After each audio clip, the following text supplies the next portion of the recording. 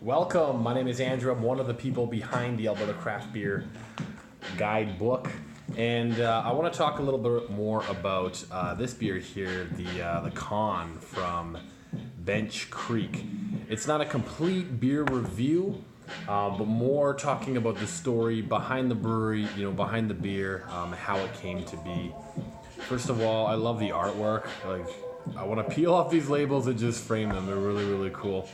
So, talking about this beer, this is from the brewery Bench Creek. If you're not familiar, Bench Creek is the halfway point between Edmonton and Jasper. Anytime you travel that route, stop in if they are available to have you. Go in and have a pint.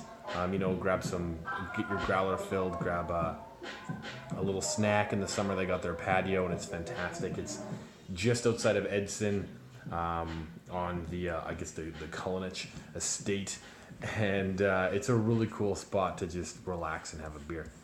So this Villainous Series, to talk about them a little bit, these are kind of one-off beers that, or cask beer. Previously, the brewer and the owner, Warren and Andrew, they had this philosophy that they would only, if they made a cask, they'd only make a cask from scratch. A lot of other breweries will take a base beer and then add things in the cask for a cask event, which is fine, but their philosophy was everything's from scratch. And they have a really cool pilot system, so it made sense, and that's what they did. For this beer, or for this series, is called the Villainous Series. They've got a cool ad about it in our little guidebook that does a little highlight of what's in there. But they take villains from the 70s to the 90s and do a beer based on the name and the story and what they represent. And a lot of these beers in this Villainous Series, all of them, they were either one-off cask or in the previous summer they did basically a Villainous or a keg series where they made 3 kegs, and they'd announce the Friday morning of the release where it would be. It would be at the brewery, and there'd be one in Calgary, one in Edmonton, either at a growler bar or a restaurant. It was a really cool concept. The challenge was that not everyone would be able to get there to get the beer, or it was so limited and very delicious. They made amazing beers.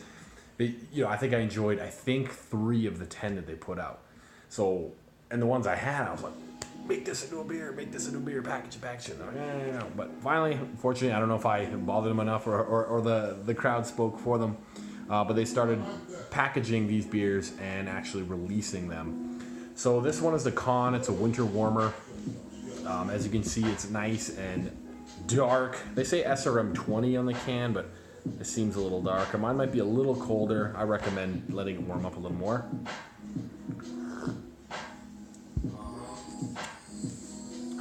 They mention on the can, notes of like a sweet biscuit and like a butter caramel. It's definitely there. It's leaning towards the sweeter side. I know as it warms up, I'll get a little more roast out of it too. But I just wanted to share a little bit about, what they're doing and what they're representing.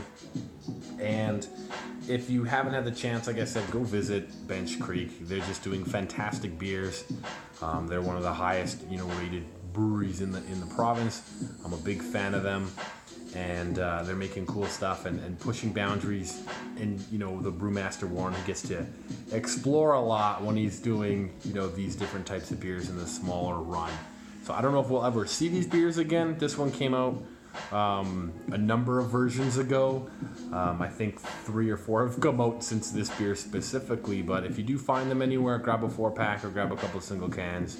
Share them with some people, try them out, and I recommend it. Cheers.